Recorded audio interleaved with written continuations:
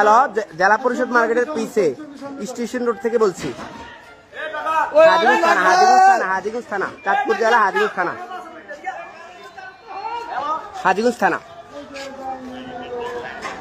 জি জি জি জি জি। Hello,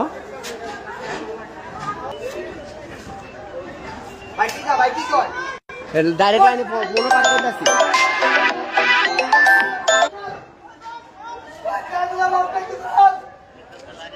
জি জি জি, লাইনে আছি, একটু আগুনটা বেড়ে যাচ্ছে তো। ঘুমাইতে আসি কেউ, এটা ঘুমাইতে আছে কিনা?